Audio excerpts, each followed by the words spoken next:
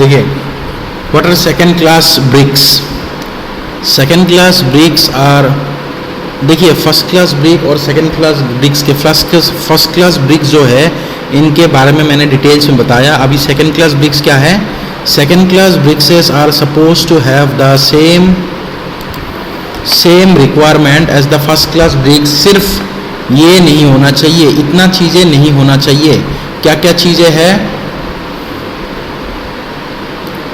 Second class bricks जो है इनमें small cracks and distortions are permitted. First class bricks में लेकिन ये परमिटेड नहीं है। लेकिन सेकेंड क्लास ब्रिक में क्या है कि अगर मान लीजिए छोटा सा क्रैक भी है और अगर मान लीजिए जो सरफेसेस होता है, मतलब जो एजेस होगा वो स्ट्रेट की वजह थोड़ा क्या है ऐसे बेंड भी है ना, तब भी डिस्टोर्शंस का मतलब है बेंड। अगर स्मॉल क्रैक है या बेंड है तब भी सेकेंड क्लास ब्रिक में वो brick second class brick category में आएगा। इसके बाद सेकेंड क्लास ब्रिक्स वो ब्रिक्स है जिसका वाटर एब्जॉर्प्शन जो है 15% से ज़्यादा हो, क्योंकि देखिए फर्स्ट क्लास ब्रिक्स में क्या है 12% से लेके 15% तक होना चाहिए, लेकिन सेकेंड क्लास ब्रिक में 16% से लेके 20% भी अगर ये पानी एब्जॉर्व करते हैं तो वो ब्रिक्सेस हो जाएंगे सेकेंड क्लासेस ब्रिक्स। इसके बाद नेक्स्ट है सेकेंड क्लास ब्रिक्स का जो कंप्रेसिव स्ट्रेंथ है वो 7 न्यूटन पर mm स्क्वायर होना चाहिए, मतलब 7 मेगापास्कल होना चाहिए। क्योंकि देखिए फर्स्ट क्लास ब्रिक्स का जो कंप्रेसिव स्ट्रेंथ है वो 10 MPa हो गया, सेकेंड क्लास ब्रिक्स का हो गया है 7 MPa।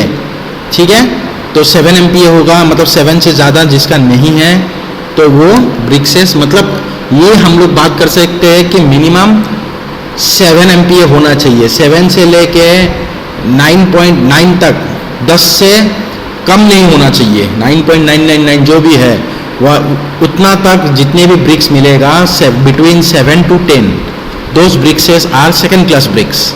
10 से ज़्यादा हो तो फर्स्ट क्लास ब्रिक, 7 से नीचे हो तो वो ब्रिक्सेस बन जाएगा थर्ड क्लास ब्रिक्स। मतलब मिनिमम 7 MPa कंप्रेसिव स्ट्रेंथ होना चाहिए। Second class brickses are recommended for all important और अनइम्पोर्टेंट हिडन मेसनरी वर्क्स। इसके बाद थर्ड क्लास ब्रिक्सेस क्या है? थर्ड क्लास ब्रिक्सेस आर, ये हो गया सेकेंड क्लास ब्रिक्स के बारे में कि सेकेंड क्लास ब्रिक्स जो है ये हम लोग जितने भी हिडन स्ट्रक्चर्स होगा, मतलब जो जैसे मान लीजिए फाउंडेशंस हो गया जो ग्राउंड के नीचे होगा, उनमें हम लोग यूज़ करेंगे सेकेंड क्लास ब्रिक्सेस। जो स्ट्रक्चर सरफेसेस में नहीं है, जो हिडन होगा, वहाँ पे हम लोग सेकेंड क्लास ब्रिक्स को यूज़ करेंगे। थर्ड क्लास ब्रिक्स क्या है? Third class brickses are under bound brickses. मतलब क्या है? जो ब्रिक्सेस, अगर ब्रिक्सेस पूरा जला है तो date are first class brickses, और अगर ब्रिक्सेस कम जला है, मतलब क्योंकि देखिए ब्रिक्सेस को जलाने के टाइम पे किल्न में, क्योंकि ब्रिक्सेस कहाँ बनाया जाता है? किल्न में बनाया जाता है। तो अगर मान लीजिए मैं किल्न में बनाता हूँ तो ब्रिक्सेस जो है they are not properly bound, मतलब 80% बाउंड हुए हैं और 20% क्या है? अनबाउंड है। Those brickses will come under third class brickses.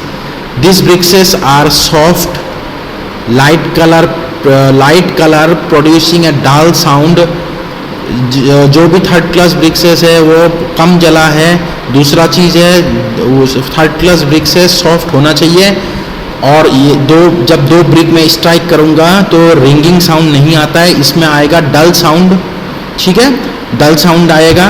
और लाइट कलर होगा, चेरी कलर या डार्क रेड कलर नहीं होगा, इनका कलर लाइट होगा। और साथ में क्या होगा? वाटर एब्जॉर्प्शन जो है 12 से 15% हो गया फर्स्ट क्लास का, 16 से 20 हो गया सेकेंड क्लास का, और थर्ड क्लास ब्रिक्सेस का हो जाएगा 25%। 25% is the water absorption of the third class brickses. और थर्ड क्लास ब्रिक्सेस जो होता है वो ज़्यादातर यूज़ होते हैं टेम्पररी स्ट्रक्चर्स में। जैसे मान लीजिए मैं एक स्ट्रक्चर बनाता हूँ, बनाने के बाद ही कुछ दिनों बाद उसको तोड़ना है, तो तोड़ने वाला टाइप ऑफ स्ट्रक्चर्स या टेम्पररी स्ट्रक्चर्स जो होते हैं उन्हीं में मैं थर्ड क्लास ब्रिक्स यूज़ करूँगा। इसके बाद फोर्थ क्लास ब्रिक्स क्या है? Fourth class bricks are overburnt and badly distorted in shape and size which are brittle in nature. देखिए फोर्थ क्लास ब्रिक्स जो है ऐसा मतलब इस तरीके का ब्रिक्स है, बस दिखने में आपको लगेगा कि एक ब्रिक है, लेकिन इसका जो शेप है बहुत गंदा शेप है, इसका प्रॉपर शेप नहीं है। और ये क्या है, बहुत ज़्यादा जले है, मतलब क्या है कि ये ऐसा लगेगा कि पूरा सूख गया है ब्रिक जलने के बाद, इसीलिए इसका जो शेप है वो ख़राब हो चुका है ज़्यादा जलने के कारण। किल्न में ज़्यादा टाइम जला दिया इसको, इसके कारण ये इसका शेप खराब हो गया है। और साथ साथ क्या हो जाएगी, ये ब्रिटल हो जाएगी। मान लीजिए हम लोग फर्स्ट क्लास ब्रिक को नीचे गिराएंगे, जैसे एक मान लीजिए हमने टेबल के ऊपर रख दिया और फर्स्ट क्लास ब्रिक को गिरा दिया, तो फर्स्ट क्लास ब्रिक नहीं टूटेगा, लेकिन ये जो फोर्थ क्लास ब्रिक है ना, ये टूट जाएगा, क्योंकि ये ब्रिटल मटेरियल है। ब्रिटल का मतलब क्या है, जो आसानी से टूटे, those materials are known as brittle materials. तो ब्रिटल मटेरियल्स कहाँ पे यूज करेंगे, the blast of such brick is use for foundations and floor. Foundations में हम लोग यूज करेंगे फोर्थ क्लास ब्रिक। साथ में जब मैं क्या करूँगा, फ्लोर में मैं सोलिंग करूँगा ना, मैं जब फ्लोर में मैं सोलिंग करूँगा, सोलिंग मतलब जो भी ब्रिक्स बिछाएंगे ना फ्लोर में, मोटर बिछाने मतलब मोटर लगाने से पहले मैं जो भी फ्लोर में ग्राउंड लेवल के ऊपर, मिट्टी के ऊपर जो भी मैं ब्रिक्स रखूंगा, those brickses are actually the fourth class BRICS.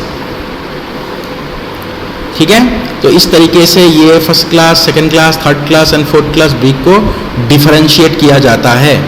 इसके बाद नेक्स्ट टॉपिक है characteristics of the good bricks. अच्छे ब्रिक्स के कैरेक्टरिस्टिक्स क्या है। Characteristics of good bricks, the essential requirement for building bricks are sufficient strength in crushing।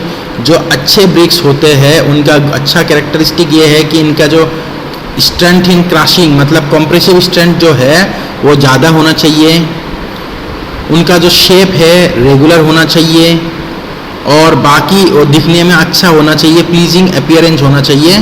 ठीक है, तो आते हैं चलिए नेक्स्ट फर्स्ट टॉपिक में। What is the first characteristic of good brick.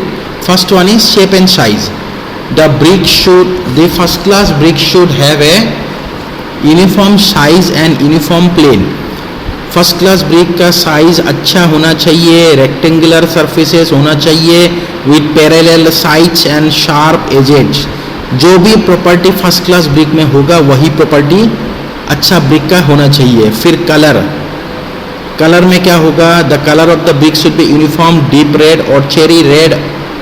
मतलब मैं आपको एकदम शॉर्ट लैंग्वेज में बताऊंगा कि जो प्रॉपर्टी फर्स्ट क्लास ब्रिक का है वही property, those properties are actually the characteristics of the good BRICS.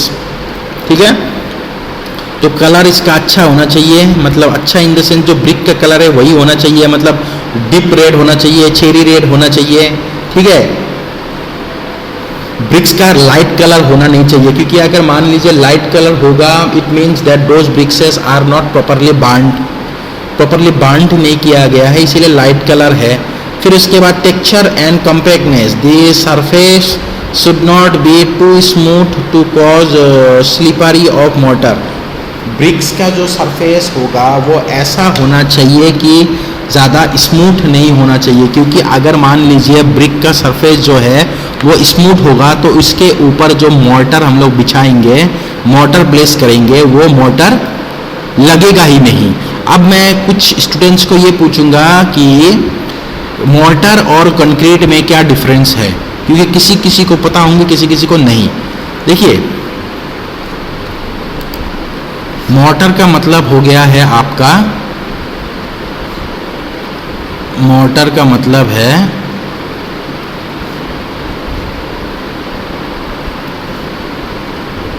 एक तो मैं सीमेंट यूज़ करूँगा ही, प्लस सीमेंट यूज़ करूँगा, प्लस फाइन एग्रीगेट यूज़ करूँगा, प्लस फाइन एग्रीगेट। ठीक है, सीमेंट प्लस फाइन एग्रीगेट जब यूज़ करूँगा प्लस वाटर ऐड करूँगा तो ये हो जाएगी मोर्टार। लेकिन सीमेंट के साथ फाइन एग्रीगेट ऐड करूँगा प्लस कोर्स एग्रीगेट भी ऐड करूँगा कोर्स एग्रीगेट। अगर मैं कोर्स एग्रीगेट भी ऐड कर दिया, that is known as concrete. Concrete हो जाएगा वो। कोर्स एग्रीगेट का मतलब क्या है? जो स्टोन, जितने भी स्टोन चिप्स हो गया, those stone chipses are known as the coarse aggregates. ठीक है, ठीक है। इसके बाद बाकी जो भी प्रॉपर्टी है मैं बता रहा हूं आप लोगों को।